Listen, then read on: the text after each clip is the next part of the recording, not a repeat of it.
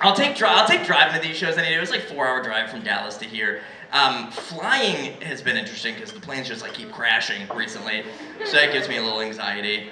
I'm usually pretty chill in airplanes. I will say, if I was gonna go out on an airplane, I would prefer it to be like right before we landed, because I think that's kind of the most chill way to go out. You're just like, oh cool, we're about to. That's it, done. It's all over. I don't want to die at 26,000 feet in the air. Is all I don't want something to happen a mile in the sky and just be like,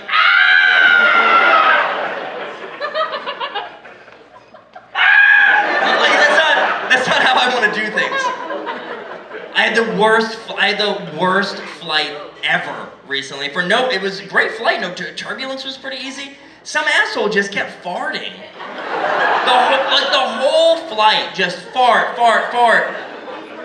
And I want to be clear, like I'm not a baby, all right? Like I'm not like afraid. You know, everyone's got a fart in them from time to time. I'm sure per capita airplane, there's probably 3 farts per flight across America, right? You know, you let a fart. I get it. You want to take the risk because if it doesn't smell, what a blessing. I'll fart for the rest of this flight. No one's gonna know. This is great. My tummy's fine. Everyone's happy on the plane. No, this fart stunk, bro. Horrendous. Like thick. You know, dudes, like when you fart in bed with your wife and you know it smells bad, like it was that. It was like, but it wasn't funny at all to me. Not the time or the place, okay? If you're my gay husband sleeping next to me and you let one fart underneath the cover, look at you guys, you go, did he just say gay husband? No, it was bad, dude, and I smelled the first one, it was pungy, like, ugh. And I didn't get mad, because I was like, okay, now he knows. That's fine. I was willing to overlook it, okay? You gotta be reasonable. No, you don't smell it before it comes out, okay? He didn't know. Give the guy a break. But I'm telling you, bro, when that second one came out, I was like, I'm gonna do terrorism on this airplane. I'm gonna kill everyone. I'm gonna lose my mind. Fart after fart, and I was like looking around like a police officer. No one, I had one old lady in the middle of me. The one old lady just kept doing this. Every time it smelled, she'd do this. Nothing else. She wouldn't look, no wrinkly, just. That's right, you either have just the control of a saint or you are farting, lady. And what a poor charade you're doing. Like, is your t-shirt KN95? No, it's.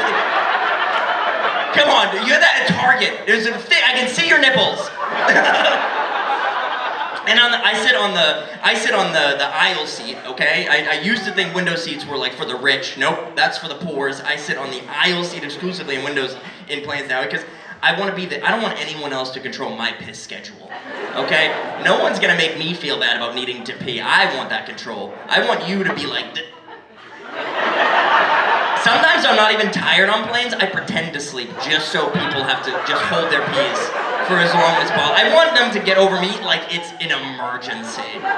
It does something to me sexually. But the guy, this guy up against the window seat, he was a larger gentleman, big guy. He was wearing a mask. I'm not saying like fat guy. I'm not saying you guys, are the culprit. I'm just saying statistically, you guys do be farting a little bit more than everyone else. Every time, it got to the point, by like the 11th fart, I didn't even know what to do. I just was like, I was hoping someone would at least see me in distress and be like, I can't do this anymore. They didn't stop.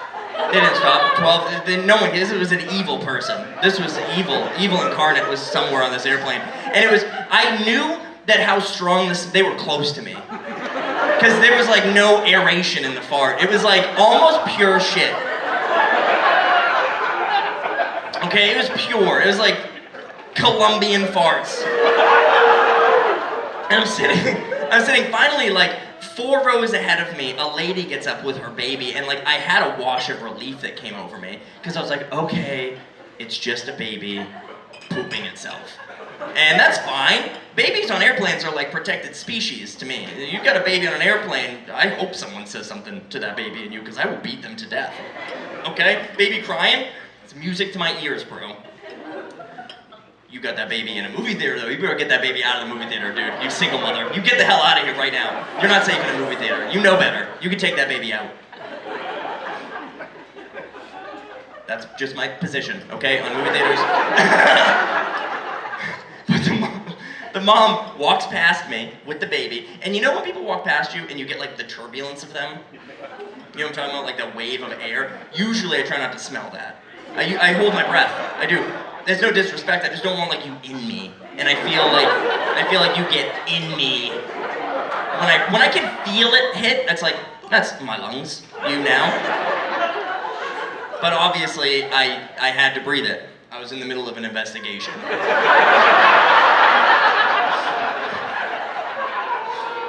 And it wasn't the baby, dude. It wasn't. So I'm just looking around all these grown adults and be like, ugh.